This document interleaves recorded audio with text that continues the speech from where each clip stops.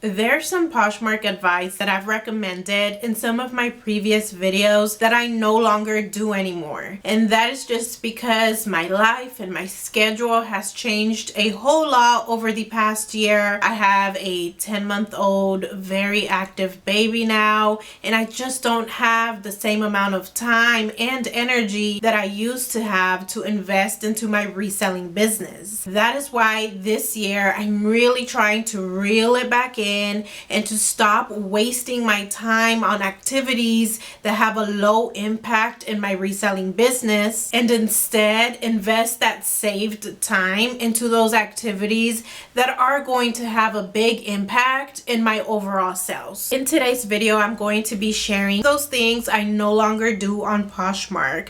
I'll share the reason why I stopped doing them and share some possible alternatives and just more information. That way you can decide for yourself if omitting these steps from your reselling process is the right thing for you to do. The first thing I stopped doing is using a background remover. There are many apps that will remove the background of your photos. I've shared many of them in the past. There is remove.bg, there's Photo Room, Photo Fuse, and I used many of these apps in the beginning, mostly because I did not have a good background to use or the perfect lighting so that my pictures showed up nicely, and I wanted at least my cover shot to be nice, bright, and white, so that is why I would use them. But eventually I did upgrade my setup. I got 2 large newer ring lights that brighten up the space where I take my photos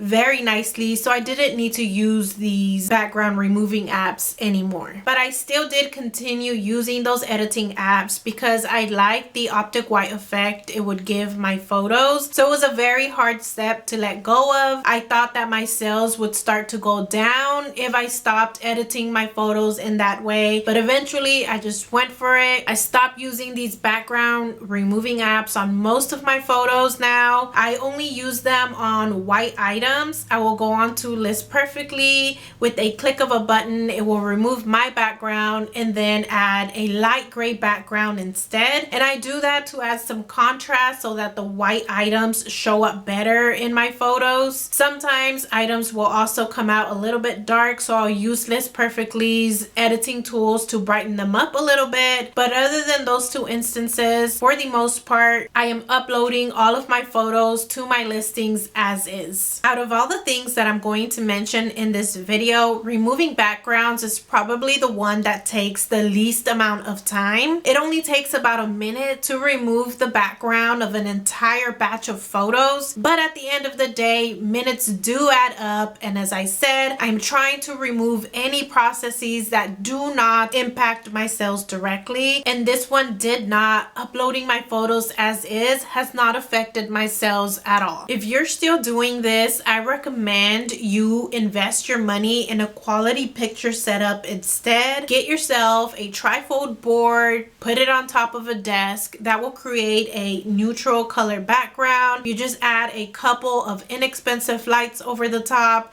That should do the job for you to be able to upload your pictures as is to your listings. Amazon has a lot of different options when it comes to lights for all sorts of budgets. I will link the ones that I use in the description down below. The second unnecessary step I stopped doing is looking up style names and stock photos. I believe it is true that for some pieces in certain brands, it helps to have the style name in the title or the description of your listing, but that is not the case for everything. And I was giving way too much importance to this, to the point to where I became fixated and determined to find the exact item I was listing online so that I could figure out the style name and capture a stock photo. I thought that the chances of my item selling would go way down if I did not have the exact style name. Eventually, I had to come to accept that that needed to stop if I wanted to list faster. Also, I came to learn that people on Poshmark who are searching for things to buy don't know the exact style name of the item they are looking for either. Like I said, there are some things within certain brands that are the exception, but for the most part, people on Poshmark are searching for things to buy using keywords like Western boots, bohemian sandals, formal heels, and preppy loafers. If you can find the style name of your item on the items tag, or if you can quickly find it doing a Google Lens search, go ahead, add that to your listing. But if you can't, instead of searching high and low for this exact item online, focus on learning fashion and aesthetic keywords instead. If you need help with that, go watch the video that is on the screen right now. I will also leave it linked in the description down below. There I explain where to find these keywords and how to use them on Poshmark and eBay. That, along with this next thing I'm going to talk about, drastically reduce the amount of time I spent creating listings. But before we get into the next thing, I do want to take some time to tell you about today's sponsor, which is Munbin. Munbin is a company that focuses on selling affordable label printers and other business essentials. This is the product that they sent me to test out. It is a Bluetooth thermal label printer. If I knew about this company when I got started reselling, this is the one I would have gone with instead of my Dymo 4XL.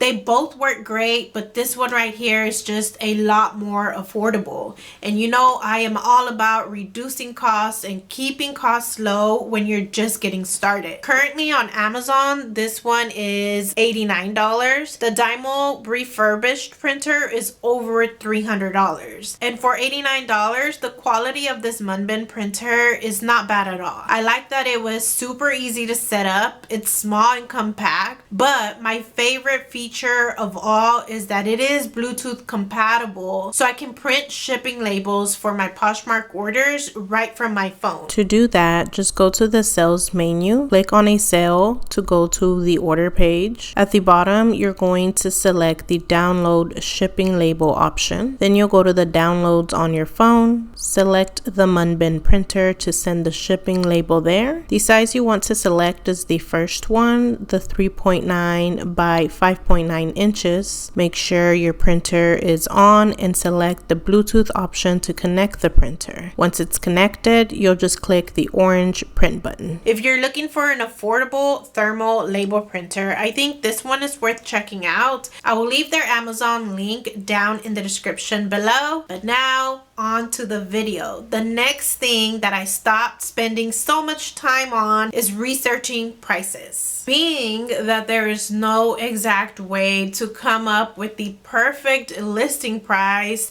the simple act of settling on a listing price can sometimes be the longest part of the listing process. On the one hand, you don't want to ask for too much and seem greedy. On the other hand, you don't want to sell yourself short and ask for too little. Also, there are a lot of things to consider when coming up with a listing price. You have to consider the season, the demand for the item, the condition, the size, and so many other things, so it can get real complicated. One of the things that helped me stop spending so much time on the pricing part is that I started looking at it from the point of view of opportunity cost. I forego spending 10 to 15 extra minutes trying to come up with a perfectly precise price, because with those 10 minutes that I saved, I can list 3 to 4 extra items. So I may lose $2 to $3 for slightly underpricing an item, but I make $40 to $60 extra in profit with those additional items I managed to put up with the time that I saved. Or an item may sit a little bit longer because I overpriced it, but again, those 3 to 4 extra listings will make up for that. Another thing that has helped me price things a lot faster, which we'll talk more about in depth later on in the video, is that I don't sell in a bunch of different categories. When you narrow down the type of items you you sell, you get to know the markets a lot better, and in turn you'll know what dollar amount is acceptable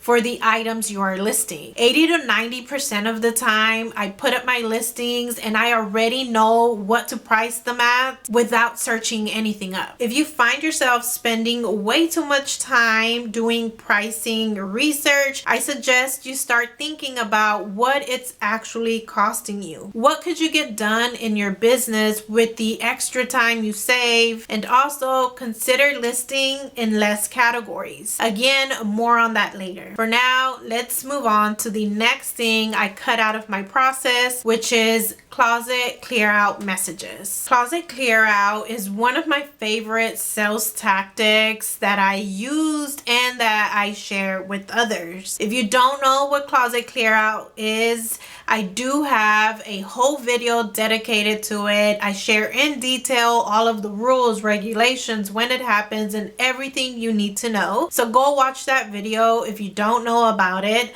For now, I'm going to give you a very quick rundown. Closet Clear Out is a sale that Poshmark runs a couple of times a week. During Closet Clear Out sales, if you drop the price of your item by at least 10%, Poshmark will pay part of the buyer's shipping. This is great because instead of the shipping discount coming out of your pocket when you're sending out offers, Poshmark will pay for it on Closet Clear Out days. That part I still do. On Closet Clear Out days, I will go to my closet and select a handful of items that have been listed for more than 60 days and drop the price by 10% to try to get them sold. But what I'm talking about here is that I would take the time to message the likers directly. Instead of just dropping the price, I would go in and let them know about the sale. I would send them this message: hey, and then I would insert their name if it was available to see in their profile. Poshmark is offering $4.99 shipping to anyone who likes an item today. That discount will be activated if I lower the price of these shoes or jeans or whatever the item was, which I'm so willing to do. House, and then I would insert the price I was willing to drop the item to. Let me know if you're interested. I'll lower the price and you'll receive a notification with your discounts. Happy poshing. The reason I would do this instead is because I found it to be more effective because, number one, a personal message stands out a lot more than just a random notification about a price drop. Buyers get loads of notifications all day long, so the personal one would more than likely catch their attention. The second reason I would do it this way is because if the buyer responded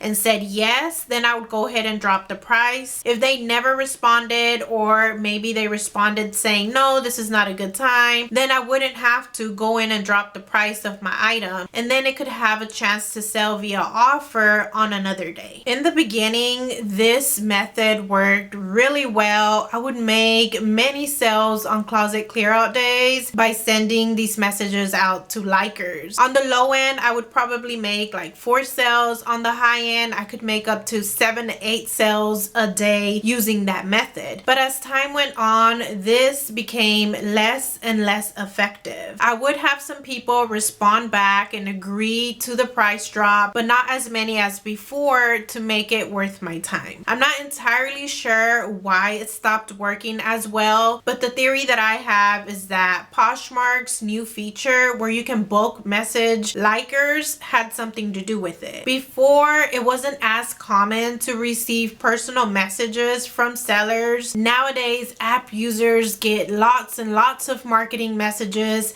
announcing sales because it is so easy to do with that bulk option. So that's why I stopped doing it, because that activity was not producing as many sales anymore. And again, with the whole opportunity cost mentality, I would take 10 minutes to message all of these likers, and I would do that about 4 to 5 times a day. So that was 40 to 50 minutes I was taking out of my day to message these likers directly. With that amount of time, I could list 10 extra items, I could prep 20 shoes, or I could go into my stores and update and relist old stale inventory instead. Another thing that sending these messages out was costing me was my mental focus. And that is because throughout the day, I had to keep checking my phone for likes so that I can send out these messages. And then I would have to see if they responded so I can go in and drop the price for them. That right there is called context switching. And according to Asana, context switching is when you shift your attention between different tasks, apps, and projects. It's harmful to our work, making us less productive and more stressed. So if you're feeling depleted and stressed at the end of a work day without that much output to show for it, this is probably why you're switching too much back and forth between different activities with not enough sustained focus on any single task. But with all of that said, sending out messages on closet clear out days is still a sale tactic I would recommend, particularly to those who are just starting out on their Poshmark journey,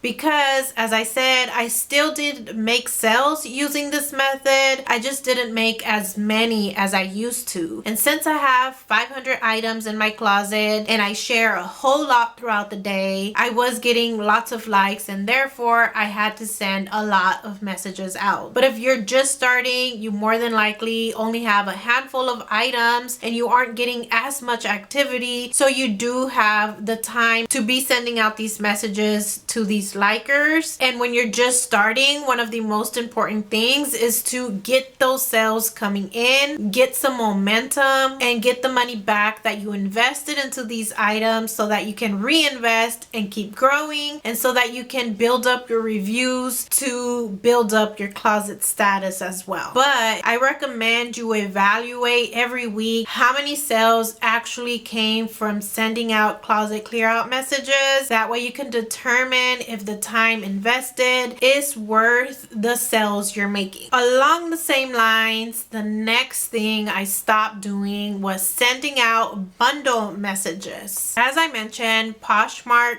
closet clear out sale happened 2 times a week. Mostly it was on Fridays and Sundays. On all the other days, what I would do is send people messages about a bundle sale I was running on my own account. So here's how this would play out. The first communication likers would receive from me was a 20% off offer with $4.99 shipping. They would get this message 8 minutes after they hit like on one of my items. And I did this by using an automation tool called Flip. With that tool, I can set up my settings and this message will go out to all likers on autopilot all day long. A tutorial to that Flip automation tool will be linked in the description of this video. The second communication that likers would receive from me was a message letting them know about a bundle sale I was running. Here's what the message said. Hey there, I sent you an offer on this item you liked, but I'm also running a bundle sale today. If you buy 2 or more items, you'll get 30% off your entire order. Simply like the items you're interested in from my closet, comment done below, and I'll send you the offer. Feel free to reply here with any questions. Anyone who did not go through with a purchase from my first communication with the Flip automation tool would get this message that I would send out using Poshmark's My Shoppers tool, which is a tool that allows you to send a message to all of your likers at once. Like closet clear out messages,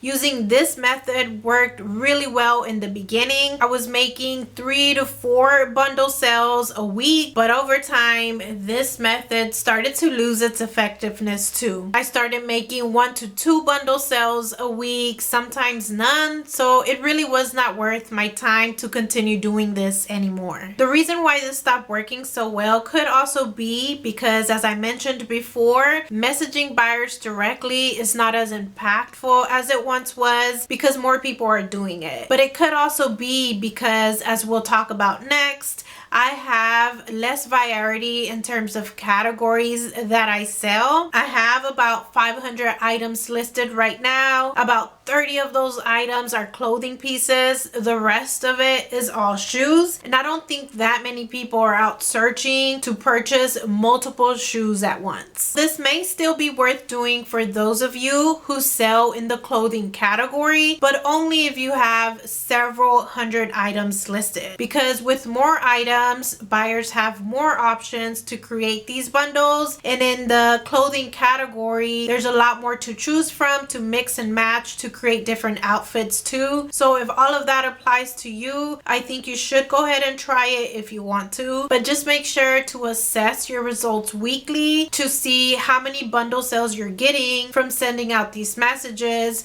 so that you can see if it is worth it to continue doing it or not. The next thing I stopped doing is listing in too many categories. When I started selling on Poshmark, like most other people, I started off listing things from around my home. So I was listing anything and everything in all sorts of different categories. Once I started sourcing at the thrift store for items to resell, I started sourcing only fashion items, all types of things like hats, backpacks, belts, the women's clothes, men's clothes. And my theory was that once I got comfortable listing in the fashion department, I could expand to other departments as well. But I never did, because it turns out that listing just in fashion was hard enough. Keeping everything organized, flowing smoothly, all of that was taking up all of my time. There was no way I could add other categories like home goods or electronics to the mix. It would just be too overwhelming for me to learn how to list all of these things, what sells well and what doesn't. So I stuck to just fashion, and after a few years of doing so, I started to realize that my most profitable category within fashion was shoes. Shoes is what sold for the most money. It's what sold the fastest. It's what I enjoyed sourcing the most and what I liked photographing and listing as well. Also, there are a lot of shoes in the thrift stores around my area, so it only made sense that I shifted and started focusing on only sourcing and listing shoes. I know there are some people out there who get a kick out of selling anything and everything online, and if that's you and if it's working for you, then you keep doing that. But I know there are some resellers out there who are struggling to make it all work due to time constraints, and if that's you, I really recommend you give this a try. Narrow down the type of items you sell. This is going to expedite every single part of the selling process, especially that sourcing part. Because I only sell in one category, I have the mental bandwidth and the time to focus and really get to know this one market well. Now I can go sourcing at like 3 different stores, walk down the aisles very quickly, pick out my items. I can get 80 to 100 pairs of shoes in about 5 hours, sometimes 4 hours if someone comes with me and helps me, standing in line while I shop around. And out of those 100 pair of shoes, I may only have to do comps and research on about 5 of those items, and that is because I am sourcing the same styles in the same brands all of the time. So I sell pretty much the same type of items week after week, and I know exactly what to expect from my items. I know about how much they tend to sell for and how long they take to sell as well. Narrowing down is subjective. It's going to depend on each person's unique set of circumstances, and it's going to look different from person to person. It doesn't have to be shoes like me, and it doesn't have to be in just one single category. You can sell in the electronics, the home goods categories, you can sell books, or even within clothing, you can do just men's clothing or just women's clothing. You can do mostly dresses. That is a very profitable category too. Coats and jackets, those leave a lot of room for profit. You can mix 2 or 3 of those. It really is going to depend on what you enjoy listing, what you like sourcing, and what's available in your area. Another thing I started to narrow down is the amount of platforms I was listing on. I used to list on Poshmark, eBay,